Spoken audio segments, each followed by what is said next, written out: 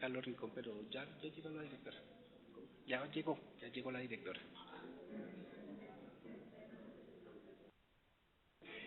Himno de Bogotá.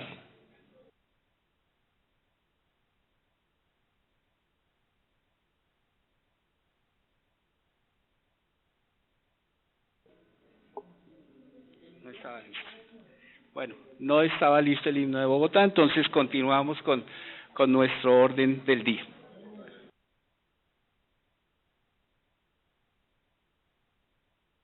El himno de la ESAP, no sé si la tengan preparado. ¿Sí? Bueno, muy buenos días. Les pedimos que tomen asiento, por favor.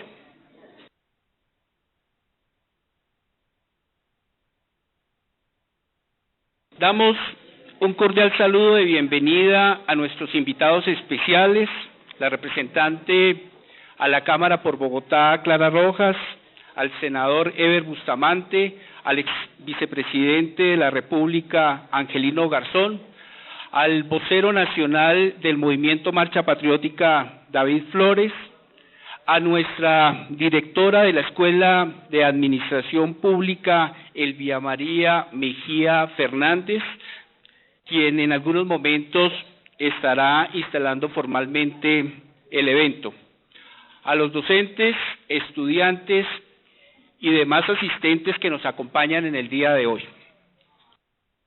El Foro Liderazgo Social por la Paz es organizado por los estudiantes de la especialización de alta dirección del Estado de la Escuela Superior de Administración Pública, quienes adelantamos esta iniciativa desde la Cátedra de Comunicación y Liderazgo orientada por el profesor Jorge Pastrán Pastrán.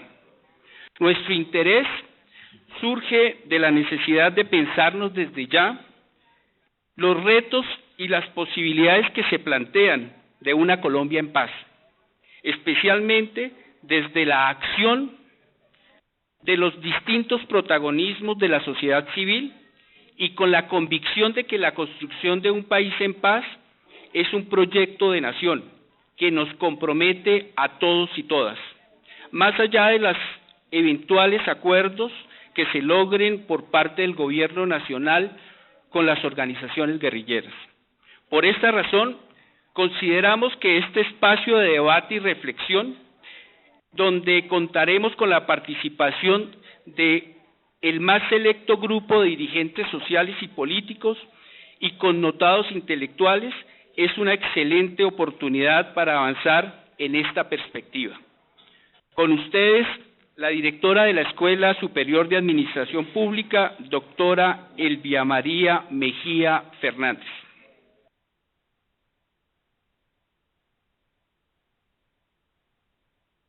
Bueno, señores invitados especiales, señor ex vicepresidente Angelino Garzón, luché mucho para que viniera mientras que era vicepresidente, nos acompañó una sola vez, pero de todas maneras para nosotros es un honor tenerlo aquí como un hombre que siempre ha trabajado por esta y su lucha ha estado enmarcado dentro de los criterios de la búsqueda de la paz, que es uno de los objetivos primordiales de este evento. Doctor Eber Bustamante, doctora Clara Rojas, ya es la segunda vez que la tenemos aquí, primera vez en condición de representante a la Cámara, la habíamos tenido en su condición de víctima, y fue cuando trajimos al doctor Rodríguez Zapatero para la capacitación de los congresistas, proceso de capacitación de los congresistas.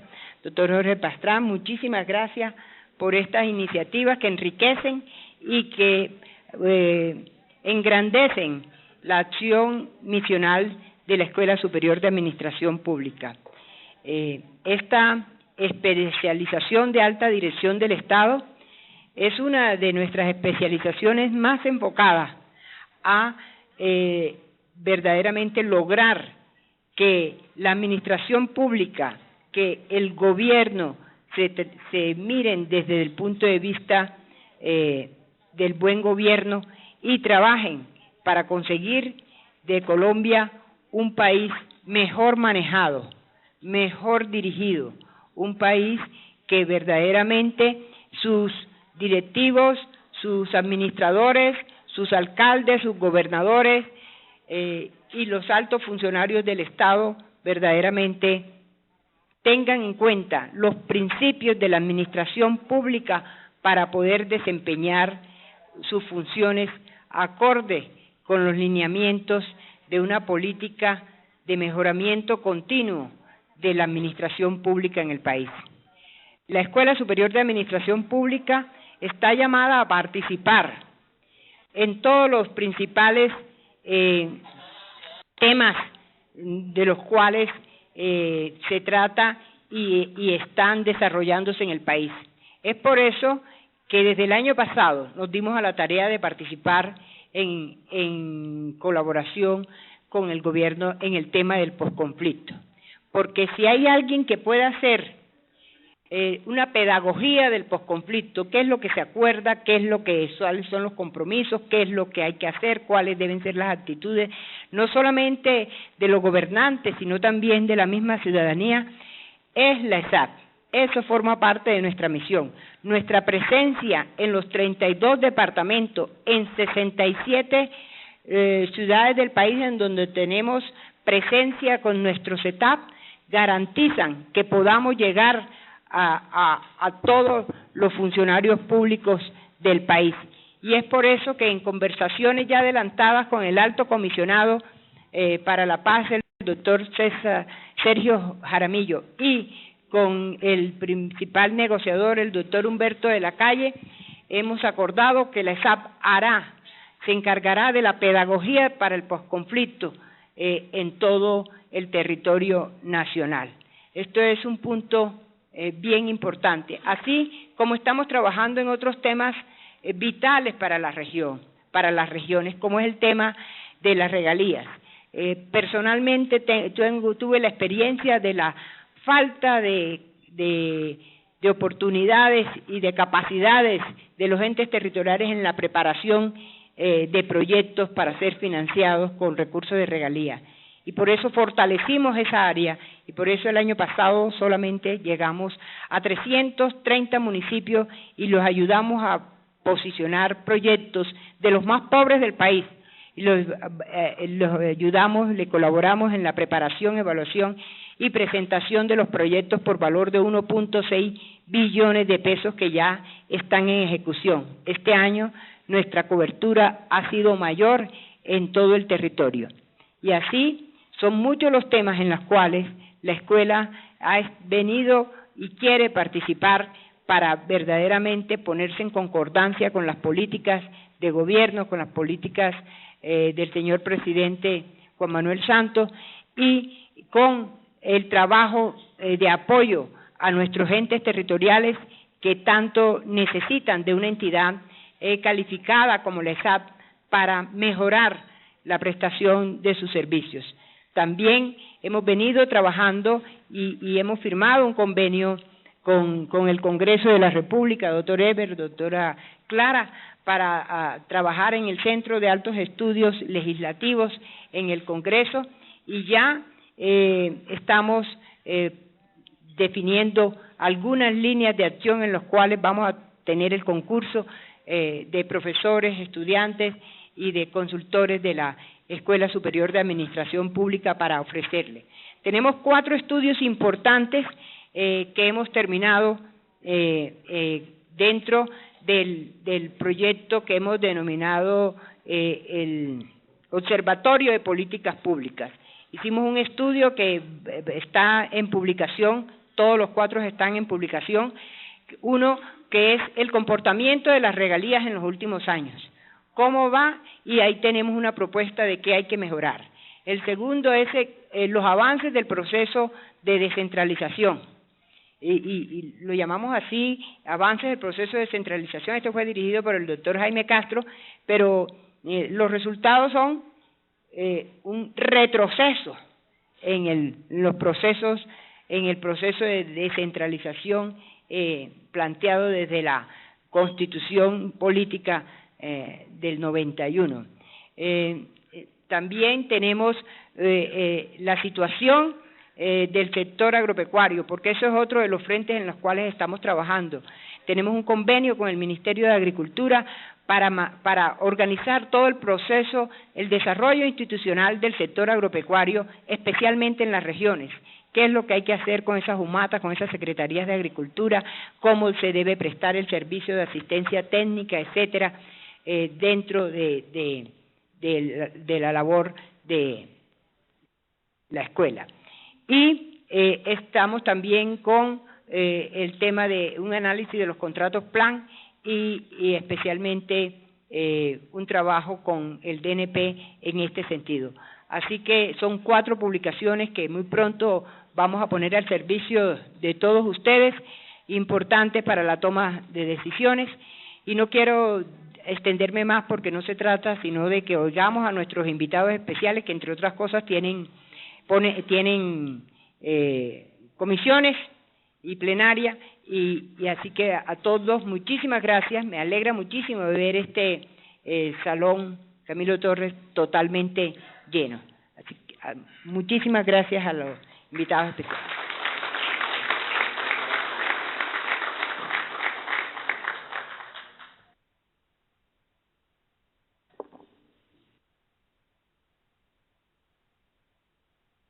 Continuamos con la ponencia de la representante a la Cámara por Bogotá, la doctora Clara Leticia Rojas González. Ella es abogada de la Universidad del Rosario, colombiana, víctima del secuestro por las FARC, líder política defensora de derechos humanos, impulsora en este momento de la propuesta de orden social en Colombia y ejerciendo el control político del cumplimiento de la ley de víctimas. Su ponencia es cómo generar nuevos liderazgos para el ambiente de reconciliación y paz en Colombia. Con ustedes, la doctora Clara Rojas.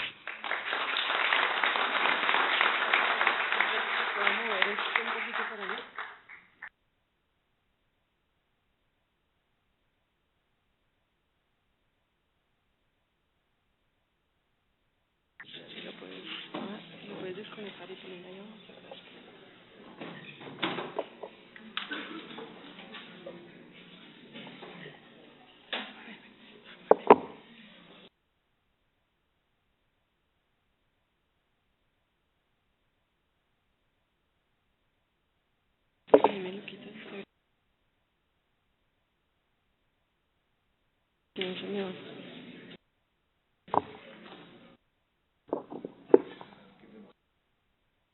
Contigo 2 minuticos mientras pasa. Bueno, mientras tanto, vamos a empezar. Doctora Elvia, mil gracias por su invitación. Para mí no solo es un gusto, sino un gran honor estar aquí en la Escuela de Administración Pública. Como usted ya lo mencionó, tuve oportunidad de estar cuando usted gentilmente nos invitó, cuando vino el expresidente de España, el doctor Rodríguez Zapatero. Un saludo cordial al doctor Angelino Garzón. Señores vicepresidente, manifestarle no solo nuestra admiración, sino nuestro profundo cariño. Realmente para nosotros es muy agradable seguir compartiendo estos espacios. Doctor Eber Bustamante, senador, en fin, todos los compañeros de la mesa y todas las personas que están aquí presentes. Yo quería comentarles lo siguiente, no sé, ¿ahora sí? ¿Ahora sí? Bueno, yo quería contarles lo siguiente,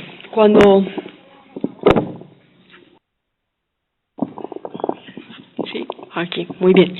Quería contarles lo siguiente, cuando hablamos de este tipo de conversatorios, ¿sabes qué podríamos hacerlo? Subirlo aquí un poquito, porque entonces así sí nos da.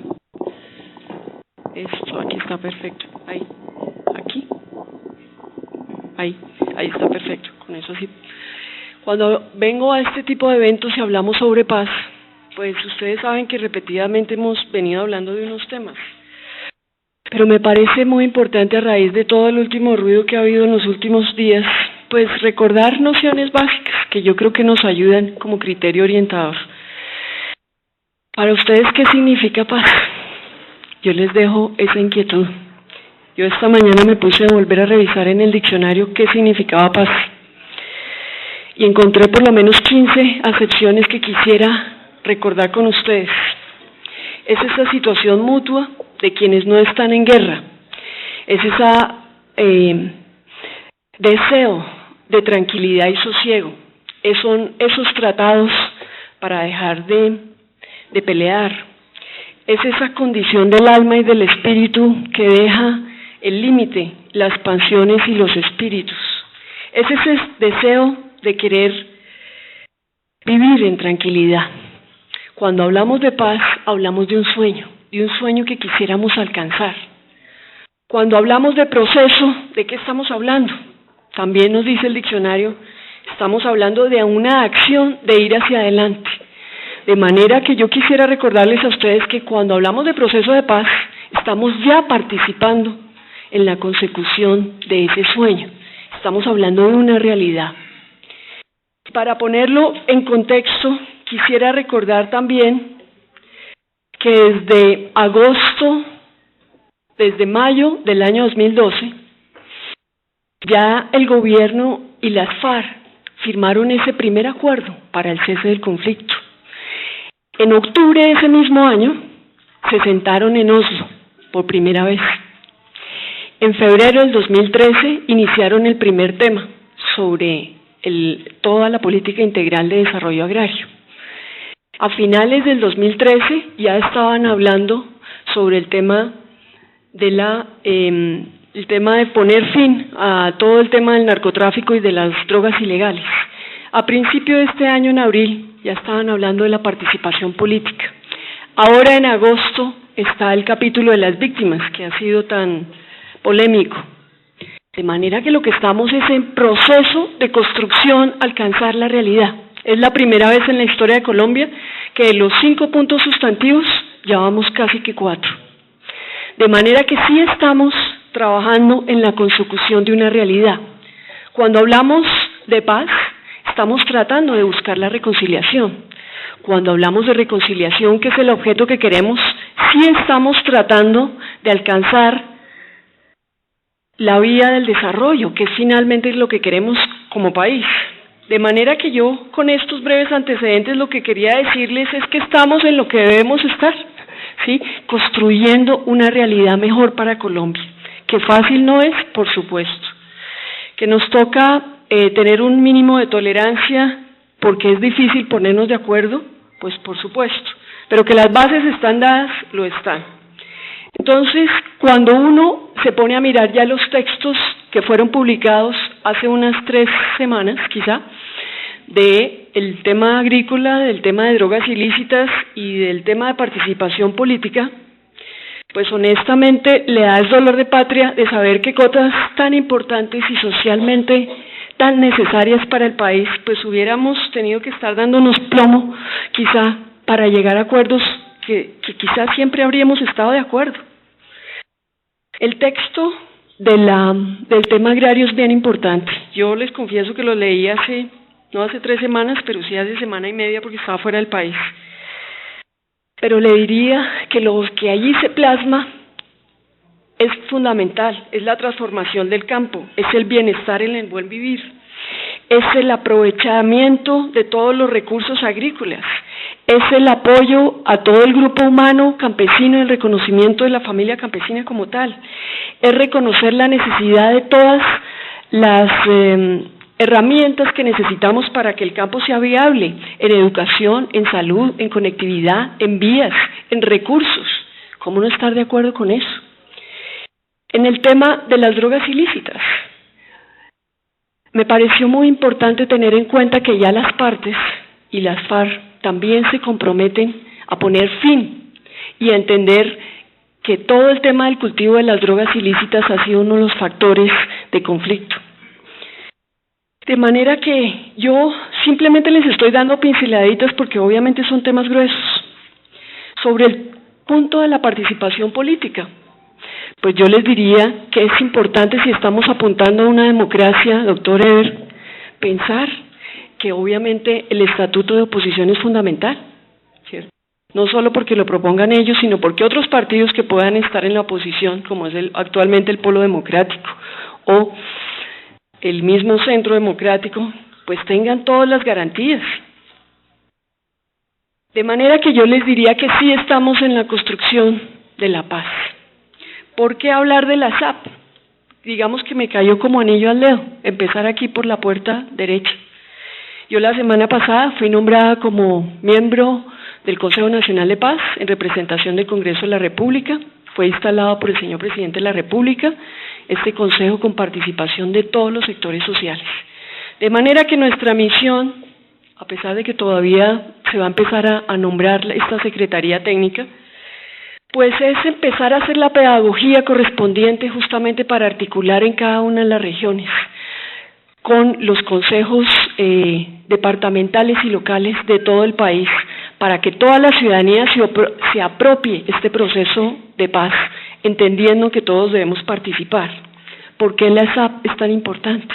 Pues porque básicamente se va a encargar de dar la pedagogía, la capacitación, el entrenamiento, la iluminación a todos los empleados, trabajadores oficiales, personas del sector público que van a ser los encargados de llevar, digamos, la bandera blanca, la bandera amarilla, la bandera que va adelante, ¿sí?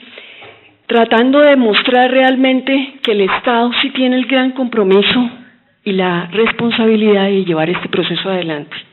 De manera que para mí es un honor, realmente lo digo con todo el sentimiento y de todo el cariño, poder estar hoy con ustedes, decirles que realmente todos y cada una de las personas que están aquí tienen una posibilidad enorme de ayudar a que la paz en Colombia sea una realidad. Cada uno en el campo de sus posibilidades, en la medida en que se capacita, en la medida en que logra que se eliminen los niveles de corrupción, en la medida en que logra en que sus actividades realmente llegan a la consecución de una meta, en la medida en que participamos en equipo para alcanzar las metas. Estábamos revisando el presupuesto nacional ayer justamente en la Cámara de Representantes. Normalmente lo que nosotros miramos son los niveles de ejecución, pero yo creo que hay que trascender eso. Hay que trascender el hecho de que los recursos que llegan efectivamente nos ayudan a cumplir las necesidades para las cuales nos hemos propuesto. Y en eso todos y cada uno de las personas que estamos aquí, pues estamos llamados a participar. Digamos que la gran carga de la paz está dada al sector agrícola, porque es el que, digamos, con el cual tenemos la gran deuda social y al cual tenemos que apuntar. Es el sector del campesino, el sur del país, muchas regiones, incluso del interior, en que han estado marginadas tradicionalmente. De manera que tenemos que hacer todo el esfuerzo institucional para hacer presencia del Estado en las diferentes esferas, de manera que independientemente de que se firme la paz o no, Dios quiera que se firmen los acuerdos de paz en La Habana, es un compromiso del Estado y estaremos sembrando la paz que necesitamos. Independientemente de cualquier situación, yo creo que en la medida en que logramos que cada funcionario logre cumplir las metas para el cual esté creado, yo creo que estaremos dando un gran avance. Yo no soy una persona que me gusta pensar tanto en las especulaciones, me gusta pensar en los hechos. Y por eso me he preocupado en hoy transmitirles a ustedes que lo que yo veo en este proceso de paz, más de optimismo, es hechos. Mire que ya han estado sentados en la mesa, ya tienen 3,5 puntos sustantivos avanzados y yo creo que eso es fundamental para este proceso. Yo les quería decir que hay otros 2 temas que son muy polémicos y que seguramente se van a tratar y que no quisiera sin duda dejarlos pasar por alto. Son el tema de la justicia y de la impunidad. En la última semana ha habido mucho ruido sobre el tema, particularmente por la propuesta del señor fiscal, que ya ha dicho el presidente de la República casi y el ministro de Justicia que ha sido una propuesta aislada. Con todo, les corresponde a las partes encontrar ese equilibrio entre la justicia y la paz. Yo creo que a eso tienen que llegar las partes prontamente. Hay un marco jurídico de la paz, esperamos que se respeten esos lineamientos y corresponde, por supuesto, al Congreso de la República reglamentarlos. El otro tema que no quisiera pasar por alto es el tema de la reforma política que actualmente también estamos mirando. Hay 2 temas en particular que me llaman la atención y que me he preocupado en que ojalá salgan adelante. Uno es el tema del voto obligatorio y otro es el tema de las listas cerradas.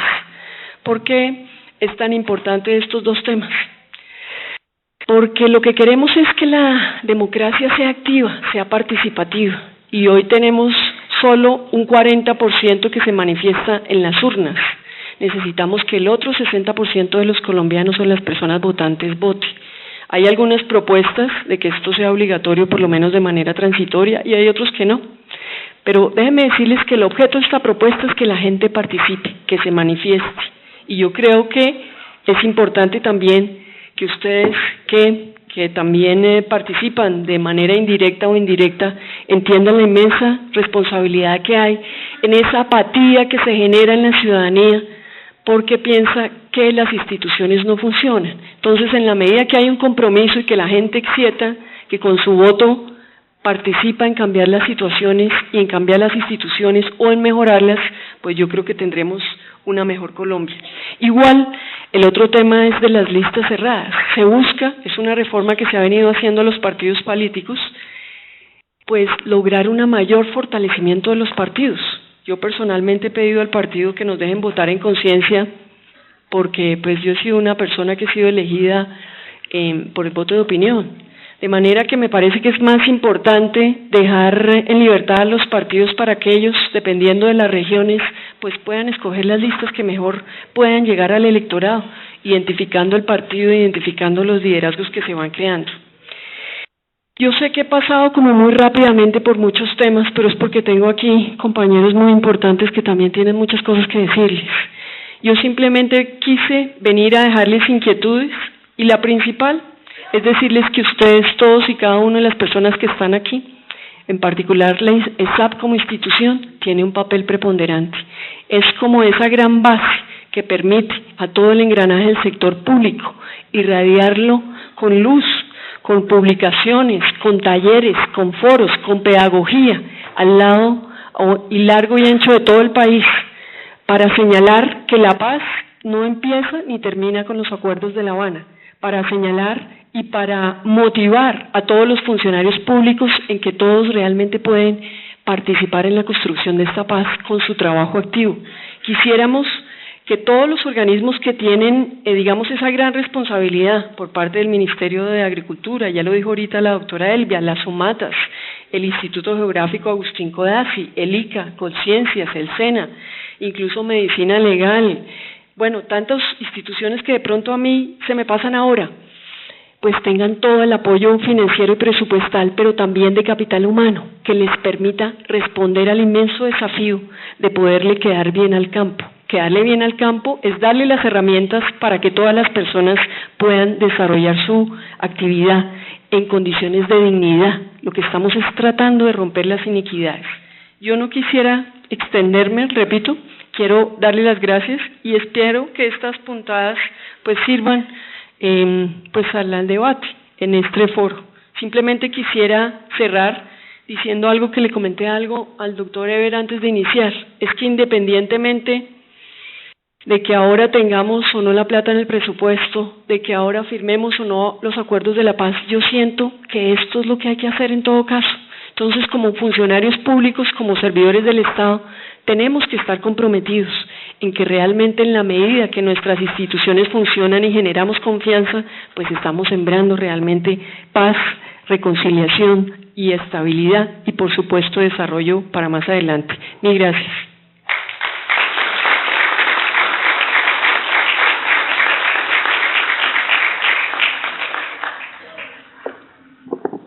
Damos un saludo a todos quienes nos ven en directo en este momento por el streaming de la página de la Escuela Superior de Administración Pública, que puede vía satelital estar siendo sintonizado este evento durante todo su desarrollo. Continuamos con el senador Eber Bustamante. El doctor Bustamante fue elegido senador de la República para el periodo 2014-2018 por el Centro Democrático. Es doctor en Derecho y Ciencias Políticas de la Universidad Externado de Colombia, magíster en Planeación y Administración del Desarrollo Regional, especializado en Gobierno Municipal, Gerencia y Asuntos Públicos, exmilitante del Movimiento 19 de Abril M19, ha sido senador de la República en periodos anteriores, concejal, alcalde del municipio de Zipaquirá y director de Coldeportes, entre otros cargos. Su participación en el evento nos permite una reflexión desde una mirada crítica al proceso que adelanta el Gobierno Nacional con las FARC, compartida esta por importantes sectores de la sociedad colombiana. Su ponencia, la transparencia en las negociaciones, presupuesto ineludible en la construcción del liderazgo social para el posconflicto. Con ustedes, el senador Eder Bustamante.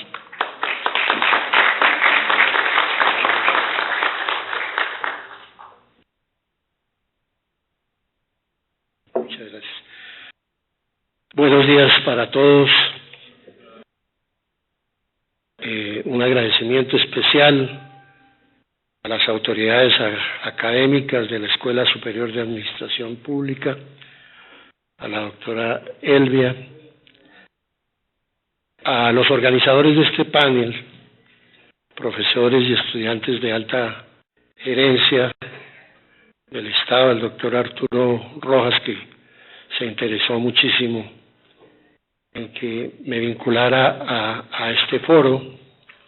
Igualmente a compañera Clara, el vicepresidente Angelino, a cada uno de los participantes como panelista en este foro y en general a todos los organizadores de este importante conversatorio. En realidad este es un tema bastante complejo, con el cual ha trajinado la sociedad colombiana durante más de 50 años. Yo diría, a lo largo de los 200 años de existencia como república, de manera recurrente los colombianos hemos tenido que volver sobre los temas de conflicto, de violencia. Así se formó la nación y no se ha terminado de formar, lamentablemente. Por lo tanto, un tema como el que se me asigna, que delimita y está bien desde el punto de vista metodológico y académico, pues me permite focalizar más el tema referido a la transparencia de las negociaciones que adelanta actualmente el gobierno, como un presupuesto ineludible en la construcción del liderazgo social para el acuerdo, que es otro aspecto relevante, y es cómo estas coyunturas y estos procesos deben ser útiles para estimular el surgimiento de liderazgos propios de esa complejidad del conflicto. Si uno quisiera hacer una afirmación inicial respecto del liderazgo, uno diría: en Colombia matamos a nuestros líderes. Bueno, aquí tenemos una gran compañera y amiga, Mariela, quien también compartió la vida con uno de esos grandes líderes, sobre los cuales tenía una gran esperanza nuestro país. Pero así ha sucedido a lo largo de la historia. A esos personajes con gran capacidad de una visión integral del país, hemos terminado matándolos, de distintos signos ideológicos o políticos, de todos los sectores. Los hemos sacrificado. Pareciera que en Colombia matamos el liderazgo, teniendo un recurso humano inagotable. Yo creo que la fuente de poder más importante que tiene Colombia es el recurso humano y su capacidad de creatividad y de inventiva. Pero matamos y sacrificamos los liderazgos. Y sacrificamos procesos. Tal vez el mejor ejemplo de liderazgo reciente no nos lo da la política, nos lo da el deporte. Afortunadamente yo en lo personal tuve muchísima cercanía con el sector del año 2006 al 2010, cuando me correspondió dirigir el Instituto Nacional de Deporte. Y conocí ahí otra gran dimensión de la sociedad colombiana y la potencialidad enorme que existe para que surjan liderazgos. Y lo que sucedió recientemente en Brasil no fue otra cosa que expresión de un nuevo liderazgo. Trabajar en equipo. Hoy el que no trabaja en equipo en el mundo moderno no tiene capacidad de liderar procesos. Muy distinto de lo que sucedía con el liderazgo poco redentorista del siglo XX. Especialmente en América Latina estábamos acostumbrados a los grandes caudillos, muchos de ellos finalmente sacrificados. Y todavía nos quedan remanentes significativos de ese tipo de liderazgo redentorista en Colombia, sin ningún ánimo de polemizar con una persona con quien he compartido batallas y he tenido profundas diferencias también, el caso de Gustavo Petro en Bogotá. Un excelente congresista, un líder con una enorme capacidad de denuncia, pero que está fracasando en la gestión de gobierno. Y no por las perversidades a las cuales él asigna las dificultades que ha tenido. Es que no ha podido conformar un equipo para liderar el proceso de conducción y de gobernabilidad de la ciudad. Y lo traigo a colación porque tiene que ver de alguna manera con la paz. Los liderazgos que necesitamos en esta coyuntura en la gobernabilidad y en la política son liderazgos que impulsen hacia adelante el desarrollo económico y social de nuestras ciudades. Esa es la contribución de un gobernante a un proceso como este.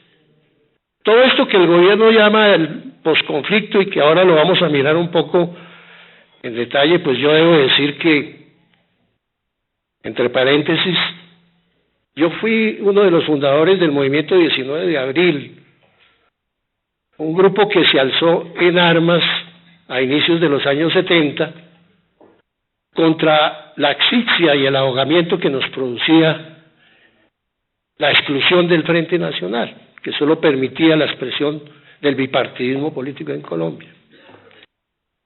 Y fui firmante de los acuerdos de paz en el año 90, hace 24 años. Y ahora recientemente fui elegido como senador de la República por el Centro Democrático. ¡Qué contradicción! En todas partes me dicen, pero usted dio una voltereta de 360 grados. Pues este país es así.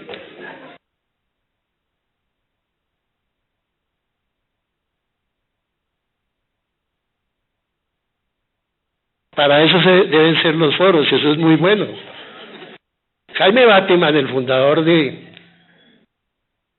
M19, con un grupo de jóvenes,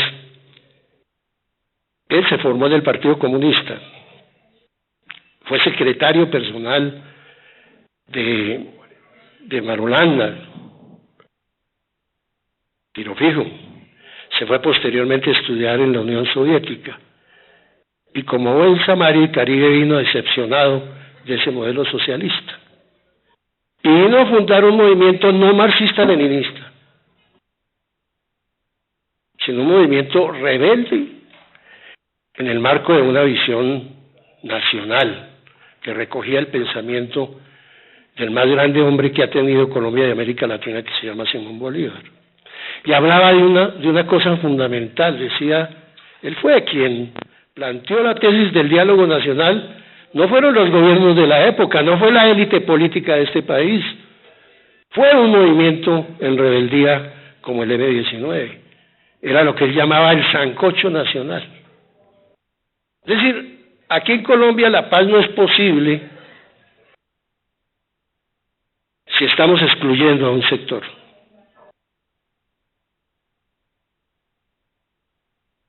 Y por eso nosotros nos declaramos como amigos del proceso que debe tener una sociedad como la colombiana para alcanzar la paz. Es un derecho fundamental que debe garantizar el Estado colombiano, y todos los gobernantes y todo el establecimiento debe trabajar en esa dirección de conseguir la paz. Pero obvio que puede haber y debe haber diferencias de cómo se llega a esa paz. Y es ahí donde, con base en mi experiencia, que no es una experiencia teórica, que no es una experiencia académica, sino que es una experiencia práctica.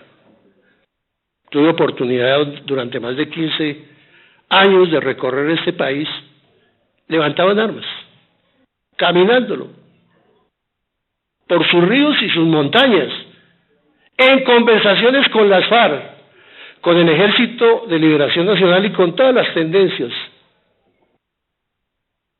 propias de lo que se llamaba el bloque socialista. Y por lo tanto creo tener un mínimo de conocimiento y de experiencia sobre el tema.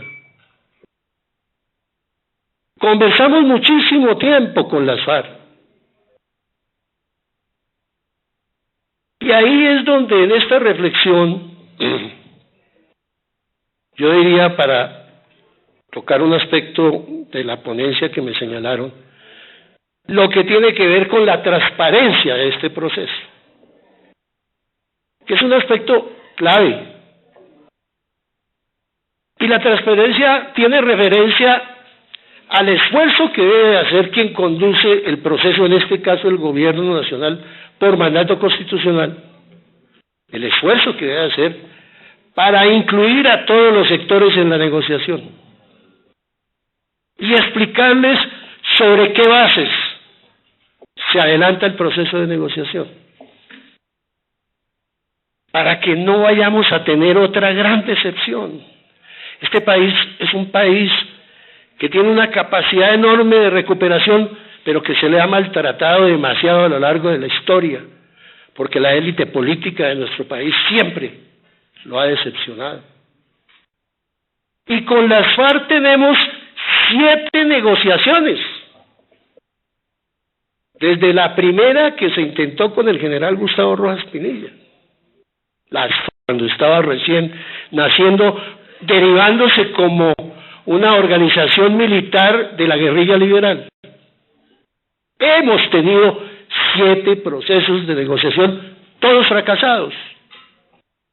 Y por supuesto que es una obligación de un gobernante con liderazgo tener en cuenta esa experiencia, que es lo que, en nuestra opinión, no ha tenido en cuenta el actual gobierno.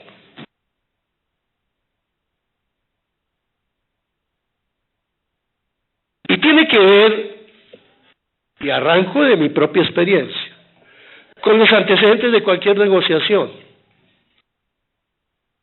¿Por qué nosotros nos levantamos en rebeldía y en armas, en insurgencia contra el establecimiento y contra el bipartidismo? Porque nos sentíamos excluidos. Constitucionalmente el Partido Comunista no podía existir. Ninguna concepción ideológica o política distinta al bipartidismo tenía posibilidad. El primer cargo que tuve yo como notificador cuando estaba entrando a la universidad, de un juzgado, lo primero que me preguntaron fue filiación política. Y yo dije, no tengo ninguna. Yo soy un libre pensador. ¿Pero su papá qué es? Liberal. Ah, entonces usted es liberal. Y me matricularon como liberal, a la fuerza. No podemos pensar en Colombia, no tenemos la libertad. Ese era el modelo del momento. Pero cuando llegamos, y yo, más allá de toda la historia del M-19, y para los efectos y el propósito de esta conversación y del proceso que está en marcha, Me refiero al momento clave en que el M-19 toma la decisión de dejar las armas. No es producto de una negociación. Es una decisión unilateral y voluntaria del M-19, que el 5 de octubre de 1989 se reúne en una zona rural del Cauca y toma una decisión. Primero, define que no es posible, no es viable el triunfo por la vía militar. Y eso tiene una consecuencia. Bueno, si no es viable el triunfo por la vía militar, pues ¿qué hacemos aquí con estas armas? El riesgo es que seguimos ocasionando y causando actos de violencia. Y eso uno no se lo hace a su patria. Es como si ejerciera actos de violencia contra sus propios padres. O sea que implica una decisión.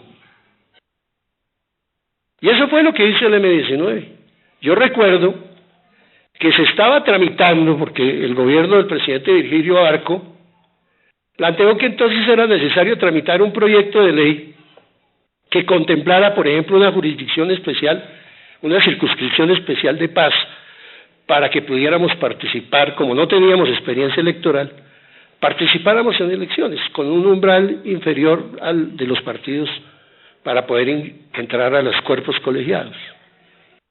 Y todos los temas de reinserción y todas estas cosas que son propias de cualquier proceso de esta naturaleza, con la adopción de un mínimo de garantías. Pero resulta que en el Congreso, que tramita todo tipo de intereses sospechosos, le colgó a última hora en ese proyecto el articulito sobre la no extradición. Porque recuerden, ustedes son demasiado jóvenes, no lo deben recordar, yo sí, porque soy el único aquí que pertenece al Antiguo Testamento, entonces yo sí recuerdo esas cosas. En esa época en Colombia teníamos una guerra terrorista desatada por el narcotráfico, que permeó y penetró todos los ámbitos económicos, sociales y políticos de la sociedad colombiana, y le colgaron el artículo. Y por supuesto el gobierno de hundir el proyecto, pero el M-19 ya había tomado la decisión. Nos dejaron colgados de la brocha, pero afortunadamente nos dejaron colgados a la brocha del país que queremos, de la patria, que estamos obligados a contribuir para su desarrollo. Y no nos devolvimos. 2 meses más tarde, el 11 de marzo, firmamos el 10 de marzo y el 11 de marzo participamos en las elecciones, en ese momento para corporaciones públicas, y fuimos elegidos sin haber hecho campaña para la Cámara de Representantes, Vera Grave y yo. Y claro, a los 2 meses mataron a Carlos Pizarro y mataron otros grandes hombres, como el caso ya había sucedido con Luis Carlos Galán, con el caso de nuestro siempre querido y recordado el doctor Jaramillo. Y todo lo que ustedes seguramente nos toca, porque debe ser la alarma de las FARC que llegaron a Bogotá. Te interrumpo para poder dar su orientación. Vamos a participar del simulacro de evacuación en este momento y en 15 minutos estamos regresando para continuar con nuestro evento.